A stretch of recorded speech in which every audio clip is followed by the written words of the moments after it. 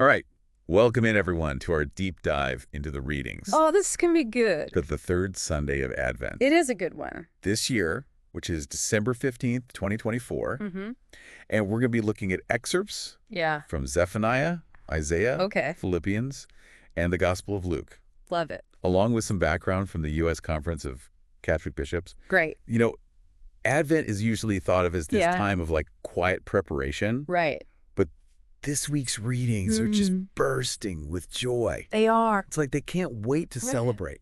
It is really striking. Yeah. We're still in that season of anticipation, but the readings practically pulse with excitement Yeah. and energy, hinting at the incredible joy that's coming with the birth of Christ. Exactly. It's so cool. And it makes you wonder, like, Yeah. what are they so excited about? What is it? Well, we start with Zephaniah, Okay. and he's speaking to the people of Jerusalem who have gone through some incredibly hard times. Oh, yeah.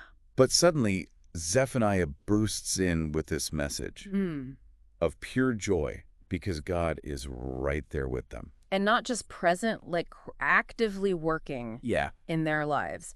Zephaniah tells them that God has removed the judgment against them. Wow. For the Israelites who carried the weight of past sins Oh. and exiles, this removal of judgment wasn't just forgiveness. Right. It was a complete reset. Like a clean slate. Exactly. And that's where the joy comes from. Yeah. It's the joy of knowing that no matter what's happened before, God is offering them a fresh start, Right. a chance to rebuild their lives in right relationship with Him. Yeah. It's a powerful image of hope, Oh, for sure. especially during Advent. I could see how that would make them Yeah, want to shout from the rooftops, totally. which is pretty much what happens next in Isaiah, right? Absolutely. The energy shifts Yes. from quiet hope to almost uncontainable excitement. Isaiah's words are almost overflowing with joy. With joy, you will draw water at the fountain of salvation. Oh, I love that. He's not just talking about individual happiness here. Right. He's pointing to the overflowing joy that comes from being in right relationship with God, Okay. a relationship that brings salvation Uh-huh. and deep, Mm-hmm. abiding peace. So it's not just a feeling. That's right. It's a state of being. Yes. And notice how Isaiah uses the image of a fountain. Yeah. Yeah. It's not a one-time drink, Right. but a constant source of refreshment and renewal, Okay. something we can return to again and again. I see. It makes me think about those fountains in our own lives, Right. the sources of strength and inspiration that we draw on when things get tough. That's such a beautiful image. Yeah. I think we all have those places we go to, We do. whether it's a favorite book, Right. a walk in nature, Absolutely. spending time with loved ones Yes. to replenish ourselves. It's like tapping into that Yeah, fountain of salvation in our own way. exactly. And finding those sources of strength is so important, Yeah. especially when life throws us curveballs, Right. which, let's face it, happens to all of us. Oh, yeah, for sure. Speaking of curveballs, I think that's where Yeah. Paul's letter to the Philippians comes in. Okay. He writes, "Rejoice in the Lord always. I shall say it again, rejoice." It's almost like he knew we'd be sitting here centuries later He knew. feeling stressed and overwhelmed. Oh, yeah. It's a good reminder that joy isn't always dependent That's right. on our circumstances. It really is. What's interesting is that Paul doesn't just tell us to rejoice. Yeah. He gives us a way to cultivate that joy. Right. He says, have no anxiety at all, but in everything, by prayer and petition, with thanksgiving, make your requests known to God. It's almost deceptively simple, right? It is, yeah. Pray, give thanks, and let go of anxiety. Yeah.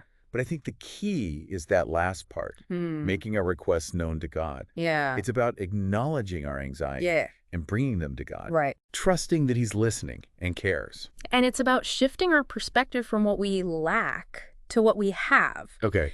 Gratitude is so powerful when we focus on the good things in our life, Right. even the small things. Yeah. It changes our whole outlook. And maybe that's how we start to experience that peace Yeah, that surpasses all understanding. that's right. The peace that Paul promises. Yes. It's not just the absence of conflict, Right. but a deep sense of calmness and trust, Yes, even in the midst of difficulty. exactly. And it's that kind of peace that allows us to be truly joyful, Okay. even when things aren't perfect. Right. It's a peace that comes from knowing we're not alone, Yeah. that God is with us Yeah. working in our lives, even when we can't see it. It's like a foundation Yes. that everything else is built on. That's right. And from that foundation, Yeah. we can start to make choices that reflect that peace and joy. Totally. which leads us perfectly into the Gospel of Luke. Yes. And John the Baptist, that's right, who is all about action. He is. He doesn't just talk about preparing Right. for the coming of Christ. He tells people exactly what to do. He does. He's like, all right, you want to get ready? Here's your to-do list. That's right. And it's surprisingly practical. It is. He tells those with extra clothes to share them.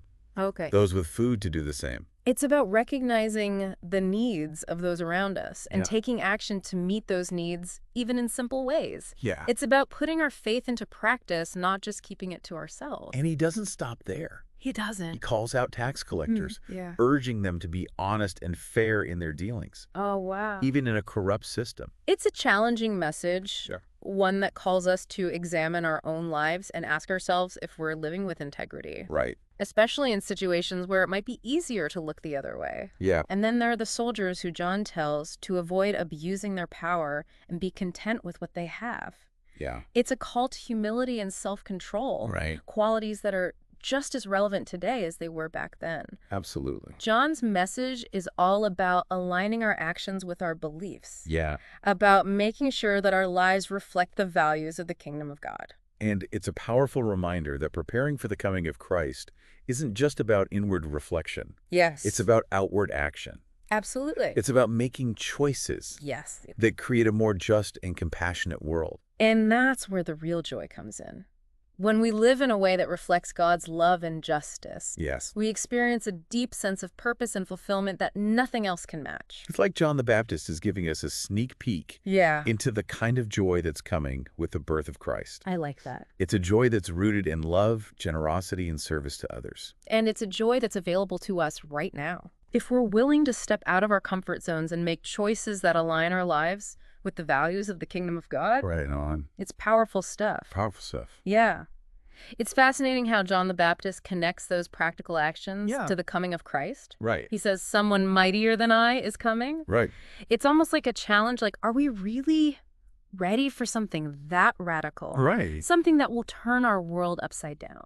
And the way we get ready, it seems, is by making those small choices. Yeah. Those acts of love and justice that John outlines. I love that. It's not about grand gestures. Uh-huh. It's about changing the way we live day by day. And that change starts with recognizing the source of that radical love and justice, Yeah. God himself.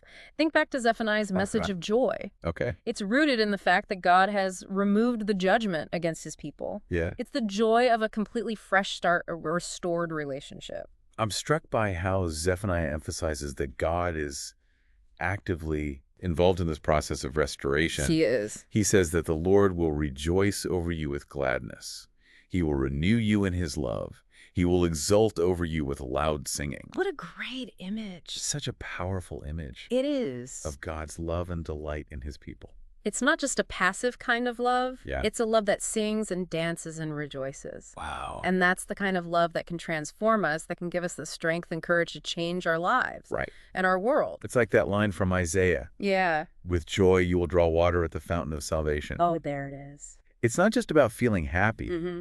It's about being connected to this source of life-giving love. Yes. This wellspring of hope and joy that never runs dry. And that connection, Yeah. relationship with God is Right. what gives us the strength to face the challenges of life, Yeah. to overcome our anxieties and fears. That's where Paul's advice in Philippians comes in. He tells us to rejoice in the Lord always. But then he gives us that practical step.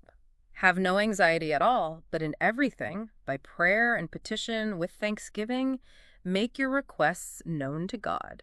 It's like he's saying, don't try to carry all those burdens yourself. Yes. Bring them to God. Yeah. Talk to him. And don't forget to give thanks for the good things you already have. Gratitude is such an important part I think so too. of cultivating joy. Yeah. It shifts our focus away from what's missing and helps us appreciate the blessings in our lives, even the small ones. And that can have a profound impact on our inner peace. I know for me, when I'm feeling stressed or overwhelmed, Yeah. taking a few minutes to simply list the things I'm grateful for can completely shift my perspective. It's amazing how powerful that can be. And Yeah. I think that's what Paul is getting at. Okay. When he talks about the peace that surpasses all understanding, Right. it's not just the absence of conflict. Yeah. It's a deep sense of calmness and trust that comes from knowing that we are loved and cared for by God no matter what. It's like that peace becomes a foundation. Yes. a solid ground on which we can build our lives. That's it. And from that foundation, we can start to make choices that reflects that peace. I love it. Choices that are rooted in love, generosity, and justice. Exactly. It's not just about feeling good. Yeah. It's about living in a way that brings God's love and peace into the world. And that's where John the Baptist's instructions become so important. He's giving us concrete ways to put that love into action. It's like he's saying, okay, you want to experience this joy, this peace. Here's how you start. Look around you. See the needs of those around you. Share what you have. Speak up for those who can't speak for themselves.